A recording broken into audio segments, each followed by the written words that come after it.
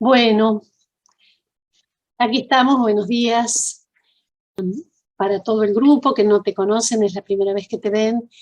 Les cuento que Mauricio de Lima es cantante, investigador y un especialista en preservación de registros sonoros. Él es de Brasil, estudió su licenciatura en música, mención canto, en la Universidad Federal de Santa María.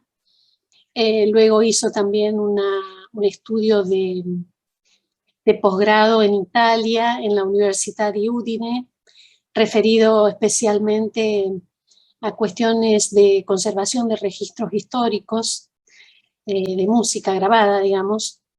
Es una maestría en artes del espectáculo. Y actualmente él hace el doctorado en Historia y Teoría de las Artes en la Facultad de Filosofía y Letras de la UBA, aquí en Buenos Aires. Bueno, entonces Mauricio nos va a comentar su tema de investigación que tiene que ver con uno de los compositores que trabajamos en esta unidad temática. Él actualmente, como les decía, está haciendo el doctorado en la UBA e integra un proyecto de investigación actualmente que se llama Historias Socioculturales del Acontecer Musical de la Argentina. Primeramente, yo quería preguntar a ustedes, gracias por estar aquí, todas y todos, si hay algún cantante o pianista en la clase.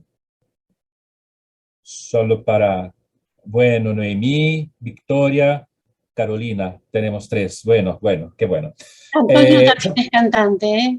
Antonio también es cantante. Sí. Bueno, entonces estamos en casa. Primeramente voy a hacer una exposición sobre Silvina me invitó para hablar alguna cosa sobre guastavinianos. Me encanta esta palabra, guastavinianos, porque a partir de los estudios que Silvina estructuró, justamente antes tenían ya algunos estudios que veremos en la exposición, pero Silvina consiguió estructurar esto. Estamos haciendo en Argentina, obviamente estoy en Brasil, mi tonada es brasileña, pero me siento un poco argentino por estudiar la música de ustedes. Estamos haciendo este equipo, esta comunidad de investigación en torno a Guastavino. Entonces es importante hacer una revisión de las personas que se dedican a esta tarea, ¿no? Es la primera parte de que yo voy a exponer. Y después entraré directamente en mi tema de tesis y al final escucharemos algunas canciones y si tengo tiempo mostrar un poco de la cocina en los términos de los softwares que yo utilizo. Bueno, déjame compartir pantalla. Bueno, Silvina entonces me invitó para hablar sobre Huellas Guastavinianas, una mirada sobre los estudios musicológicos referidos al compositor santafesino. La obra musical de Carlos Guastavino ha sido estudiada largamente, aún en momentos en que el compositor era una persona joven. Dentro de la musicología tradicional se aportaron algunas síntesis biográficas y menciones en libros generales y enciclopedias, así como algún catálogo de obras que constituyen una primera etapa de indagaciones sobre el músico signadas por visiones panorámicas y de escasa profundidad. La musicología postestructuralista, en cambio, ha realizado desde la década de 90 aproximaciones diferentes basadas en distintos enfoques que constituyen en general un corpus musicológico de mayor solvencia, precisión y cientificidad. Mansilla completó una tesis doctoral en 2007 que constituye un estudio con una fuerte impronta sociológica. Indagó los procesos de recepción y circulación de la producción guastaviniana, en algunos casos mediados por los medios de comunicación masiva, y atendió a las múltiples vidas de algunas obras, vidas entre comillas, de algunas obras emblemáticas del compositor. Acompañada con Vera Volkovich, continuó sus trabajos aportando ediciones críticas de partituras que el músico no publicó en vida. Un tercer proyecto fue ya de índole grupal y la reunió junto a Bernardo Hilary, Melanie Plesch, Romina De Sillo y Carlos Manso, prolongados por Edgardo Bloomberg, en un volumen colectivo con 5 estudios guastavinianos publicado por la Universidad Nacional del Litoral. En el trabajo de Mansilla ya se encuentran consideraciones sobre la importancia que ha recaído en los intérpretes y la posibilidad de un estudio sobre las grabaciones por la multiplicidad de versiones que existieron. Esas pistas muestran la apertura para un estudio como este que desarrollo y aquí les presento. Mansilla, a partir de su trabajo con la obra de Guastavino, se vuelve referencia en la utilización de la teoría de la recepción aplicada en el aspecto musicológico. Con enorme aliento, elabora una visión analítica sobre este compositor y sobre su ubicación en la historia de la música argentina. Considerando los aspectos socioculturales entrelazados con el fenómeno compositivo y sus relaciones con otros compositores, con los intérpretes y los oyentes. Aborda cuestiones relacionadas con la interpretación musical, cuando analiza, por ejemplo, el disco compacto que produjeron el arreglador británico Carl Jenkins y la cantante neozelandesa Kiri Te Kanoa, un contundente análisis sobre la grabación de 6 canciones del maestro santafesino. También en 2016, Mansilla publica el artículo Esperanza Lottinger y Carlos Guastavino, Pedagogía del piano, repertorio, dedicatorias, que es una incursión en la recepción artística en la cual confluyeron la maestra Lottinger y el discípulo Guastavino. En el artículo, la autora coloca una lupa en cómo las instancias de consagración jugaron un papel legitimador en la relación mutua entre discípulo y maestra de piano. El concepto de comunidad interpretativa que yo utilizo como marco teórico aparece en este artículo de Mansilla, aunque no profundizado, pero ya con un recorte que indica a un grupo de intérpretes en el ámbito local que se dedica a la obra del compositor. El artículo es fruto de una línea de investigación de esta cátedra aquí de Historia de la Música Argentina. En el artículo Concurrencias documentales en torno a Carlos Guastavino y Gabriela Mistral, Mansilla apunta a las relaciones entre el compositor argentino y la poetisa chilena, así como la importancia en la recepción de las obras a partir de los círculos íntimos entre intérpretes y compositor. El pianista, profesor de piano y musicólogo argentino Héctor Jiménez tiene en sus estudios de posgrado una área totalmente dedicada a los estudios guastavinianos, que entrecruzan edición crítica y estudios de interpretación. Entre sus artículos están El perfume del litoral en el nacionalismo musical argentino, el caso de Noches de Santa Fe, de Carlos Guastavino, de 2016, y Chamamés disfrazados en la obra musical de Carlos Guastavino, de 2018. Y otros más que estoy compartiendo en la pantalla y pueden acceder en el link de academia que está ahí escrito. Asimismo, algunos avances propios de mi autoría, fragmentarios, ya han sido presentados en ámbitos académicos en 2017, 19, 20. Como está en la diapositiva. El área de las biografías e historias personales sobre el compositor y sus intérpretes también aporta contribuciones a los estudios guastavinianos, aspectos inherentes a la microhistoria de esos círculos más íntimos, así como las relaciones más personales de algunos intérpretes con el compositor, ofrecen insumos para la comprensión de la recepción de su repertorio en determinados grupos interpretativos. Por ejemplo, Conchita Badía, guastaviniana por antonomasia, tiene una obra biográfica por el historiador de la música Carlos Manso, de 1989. El mismo autor escribe sobre otra cantante histórica del repertorio guastaviniano, Elena Arizmendi, de 2003, este libro. Patricia Díaz Inostroza ofrece el libro Claro Schuela y el arte de cantar de 2017, en el cual la cantante recibe atención a su trayectoria personal y profesional desarrollada en Argentina primero y después en Chile, la importancia de su contribución para una escuela de interpretación vocal o una manera de considerar la voz y el sonido, que son aspectos que pueden haber sido intercambiados con Guastavino, está especialmente tocada en el capítulo 6 del libro.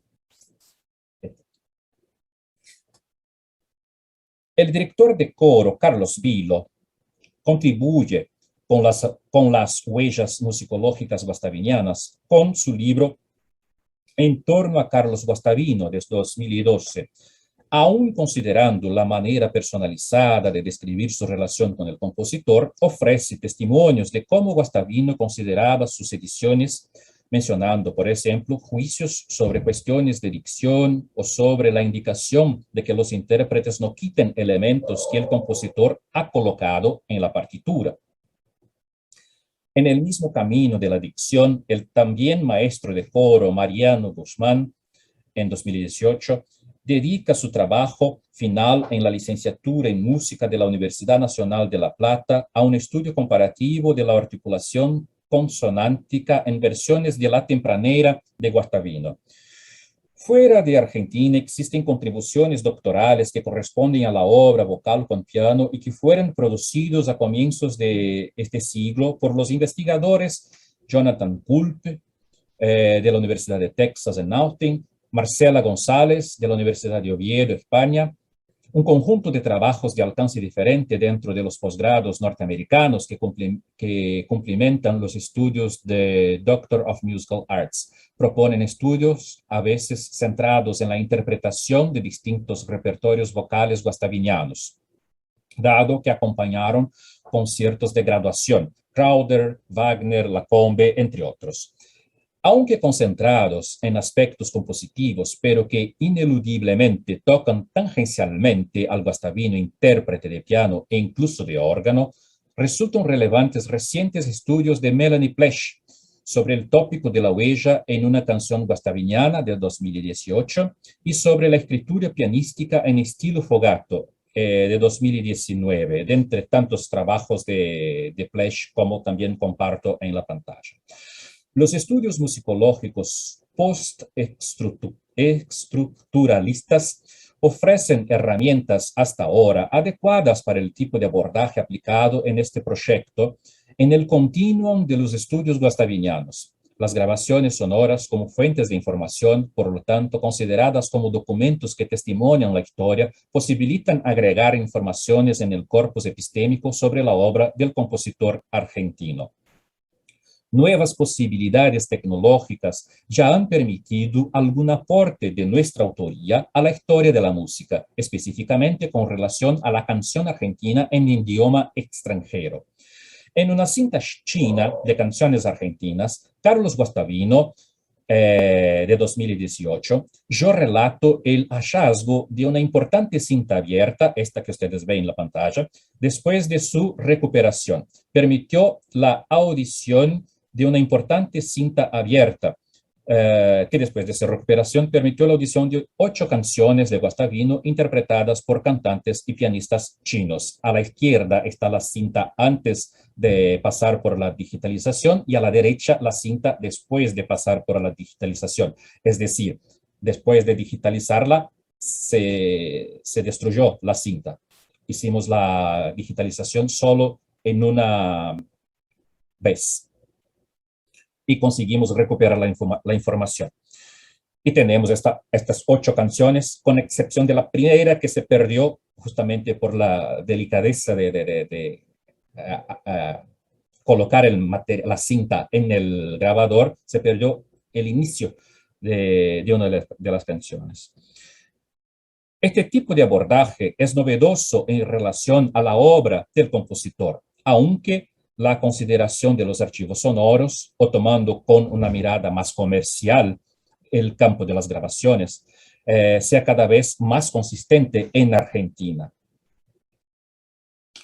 Este es un programa de una tournée que Guastavino participó en China en 1956. A la derecha se puede ver la caligrafía de Guastavino y su firma, porque envía los programas para su familia y ahí está en los archivos de familia. Y a la izquierda se puede ver en el segundo número 1 el inicio de la parte del concierto que es la parte del canto. Y ahí está, gracias a Guastavinos, sabemos que es Rocío, la primera pieza, después Cita, Apegado a mí, con una soprano, después Encantamiento y Si equivoco la paloma, con un contralto, sigue después con un tenor. Escucharemos de esta vez Encantamiento, con frecuencia yo paso Si equivoco la paloma, pero hoy voy a pasar Encantamiento con esta cantante china en 1956, que después se tornó, ahí estaba jovencita, apenas saliendo del conservatorio, primero año después de salir del conservatorio, y después se tornó una de las más cantantes mezzo de China.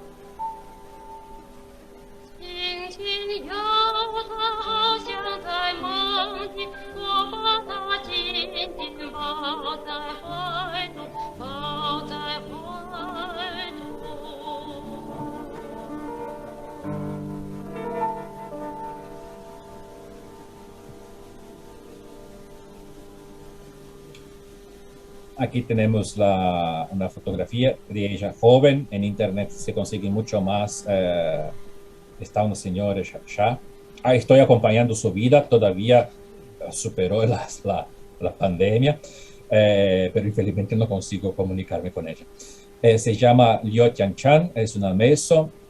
Ahí están los ideogramas que identifican su nombre. Y por la comunicación entre Guastavino y su familia, sabemos que a Guastavino le encantó la traducción para un otro idioma de su canción.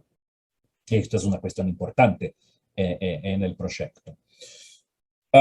Y ahí entramos pasamos por estas huellas guastavinianas, vimos un poco sobre los musicólogos que se dedican a este importante compositor de Argentina, y ahora entramos justamente a partir de esta grabación histórica en mi proyecto de tesis, que hasta ahora se llama La interpretación de la obra vocal con piano de Carlos Guastavino, lecturas y significados a partir del estudio de registros sonoros de distintas épocas.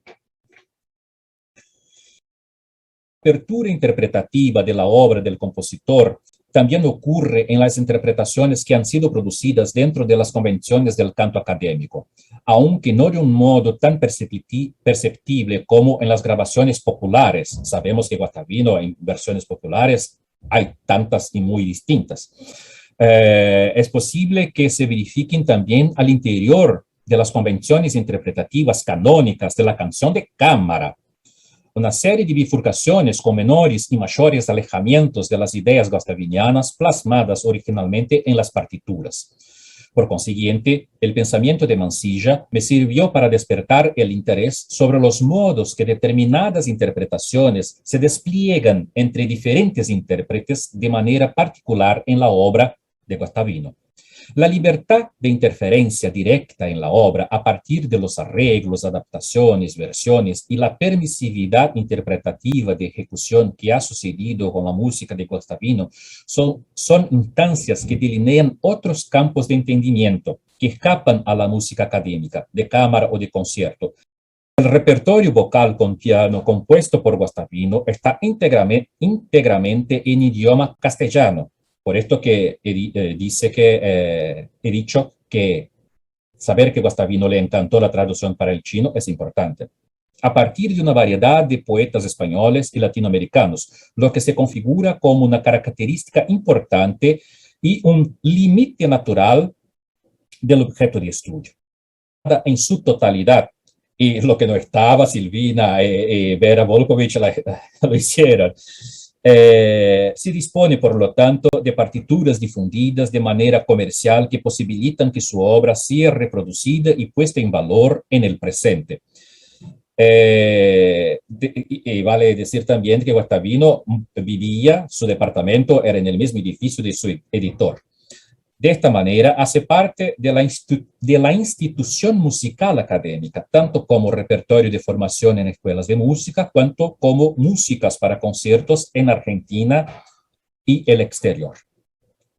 El interés recae, por lo tanto, en las interpretaciones vocales en castellano y pianísticas que siguen una supuesta estandarización de la formación del canto académico a partir del supuesto respeto de las orientaciones indicadas en las partituras editadas bajo el cuidado editorial del propio Guastavino. Sin embargo, nuestra especificidad está en los fonogramas sucesivamente producidos, comercializados y que de cierta manera se transforman en testigos para la historia a medida que son considerados documentos musicales. La totalidad del catálogo de la obra de Carlos Guastavino alcanza 266 obras originales. De este total, 201 tiene la intervención de la voz y 166 son obras compuestas originalmente para canto y piano. El aspecto comercial de las grabaciones es el parámetro de difusión elegido para analizar el impacto en la recepción entre los diferentes intérpretes que se ocupan de grabar el repertorio guastaviniano. La recompilación de datos se da en sitios de comercialización de música streaming como Spotify, Deezer, iTunes y a partir de otros productos comerciales históricos, tales como discos compactos, discos de vinilo, discos de pasta y cintas, como hemos visto. Hasta el momento se configura un corpus con más de 300 grabaciones. Las obras más grabadas son, que se puede ver a derecha de este cuadradito blanco, La Rosa y el Sauce, Se equivocó la Paloma, Pampamapa y El San Pedrino, seguidas por Viniendo de Chilecito y Los Surcos del Amor y Desde que te conocí. A la izquierda están las que tienen una sola grabación. Y ahí está, déjame esta voz ahora. Porque yo tenía dejado escapar esta información. Guastavino, cuando cantado en sala de concierto, evoca una tradición interpretativa de canto de cámara con algunos presupuestos a ser seguidos. Eso presupone aspectos de interpretación inherentes al código musical, al texto y a las técnicas de canto y piano, así como aspectos de la formación cultural de los intérpretes. Lo que planteo en este proyecto es que el intérprete delante de Guastavino ya está en una situación en la cual las expectativas pueden tornarse nebulosas. Esto se puede verificar en interpretaciones de cantantes formados en las tradiciones de los conservatorios y dentro del rigor de la formación musical académica. Ejecutar Guastavino en manera de cámara no significa llegar a una interpretación que comparta las mismas claves para su comprensión. Discrepancias con las expectativas pueden ocurrir también en una ejecución considerada académica, en la cual la partitura tiene papel preponderante. Escucharemos como ejemplo la milonga El San Pedrino, canción con música de Carlos Guastavino y poesía de León Benarós, publicada en 1963, que fue ubicada después como la segunda canción del álbum 12 canciones populares argentinas.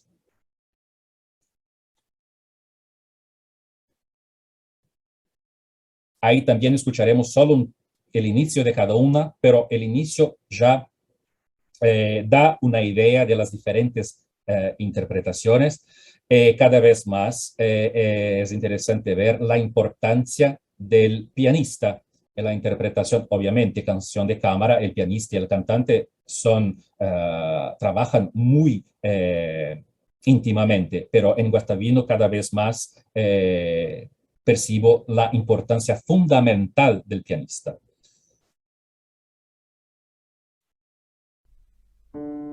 ¿Se escucha? Soy nacido en San Pedro, pa' que lo sepa. Unos vientos me traen y otros me llevan.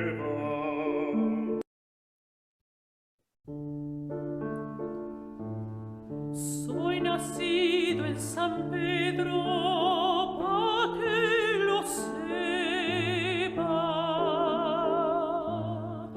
Unos vientos me traen y otros me llevan.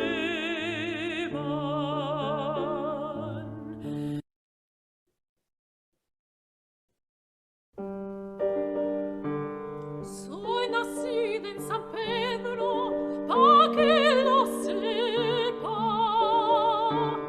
Unos vientos me traen y otros me llevan.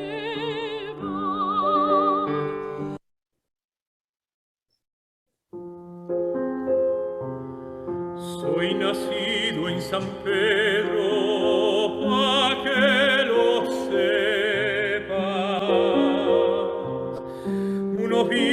vientos me traen y otros me llevan. Soy nacido en San Pedro, pa' que lo sepa. Unos vientos me traen y otros me llevan.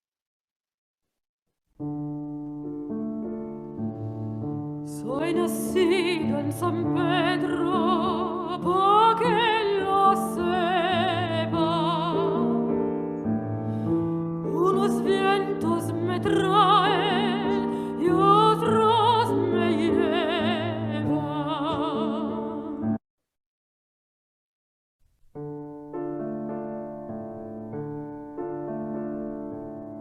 Soy nacido en San Pedro, pa' que lo sepa.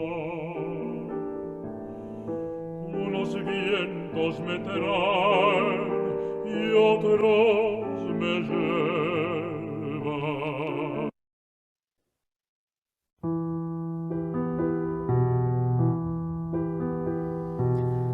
Soy nacido en San Pedro, pa' que lo sepa.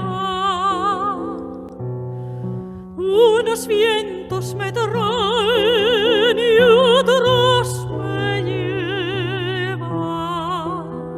Después comparto la playlist para ustedes escuchar con más tranquilidad. Delimito los parámetros que surgen de las interpretaciones aceptadas y regulares dentro del corpus en estudio, así como los elementos discrepantes que contribuyen a comprender lo que no es compartido por los especialistas en el repertorio. Uso de una pronunciación del idioma español que se entienda como latinoamericana, no necesariamente argentina.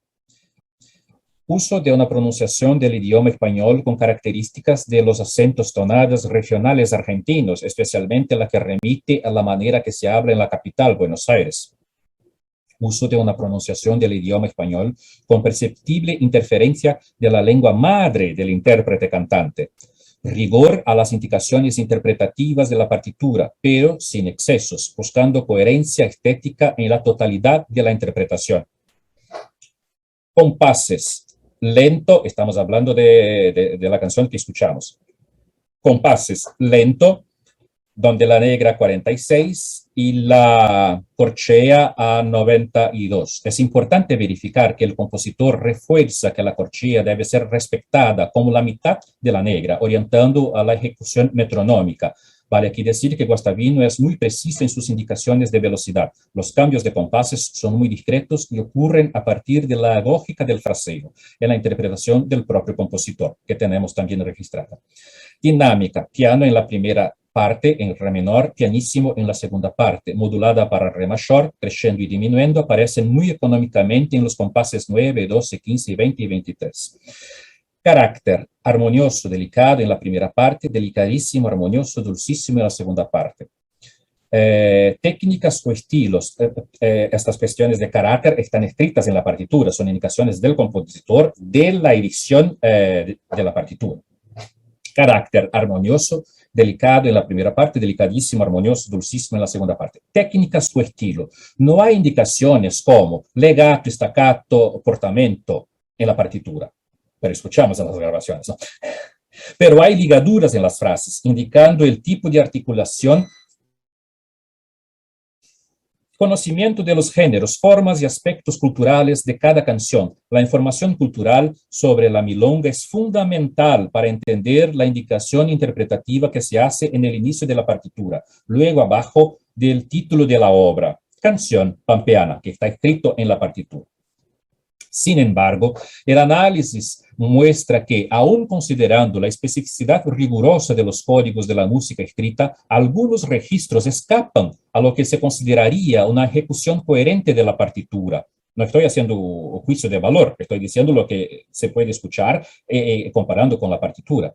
Quizá por falta de comprensión del código musical cultural, es decir, hay que saber lo que es una milonga para tocar una milonga o para tocar una canción con aires de milonga. Y también ocurre lectura incorrecta de la escritura musical. Eso puede suceder incluso con músicos bien preparados por el desconocimiento de cuestiones rítmicas de un determinado género o forma, como en este caso la milonga. Lo que ocurre en algunos casos es la falta de caracterización del ritmo que imprime el carácter a la milonga, ubicando la canción en otros lugares. Ahí Héctor, que yo hablé antes en la revisión de los musicólogos, hace un trabajo muy lindo sobre este aspecto. Ubicando la canción en otros lugares, ¿no? Ubicando la canción en otros lugares imaginarios y comprometiendo, que no la milonga, y comprometiendo la estructura formal de la música y el lugar cultural del texto. Es decir, en lugar de una pieza con aires de milonga, se presenta un resultado sonoro de parodia, de una otra cosa. La partitura, sin lugar a duda, no está destinada meramente a ser leída, sino a proporcionar una base para la interpretación musical. En dicho proceso es el momento en el que ocurre el acto de escucha que se hace posible la realización del significado de la obra. Al ser ella comprendida en alguno o en varios sentidos por el oyente o comunidad de oyentes. Agradezco a profesora Silvina por invitarme a esta clase, por posibilitar este espacio para compartir mi trabajo con ustedes. Muchas gracias.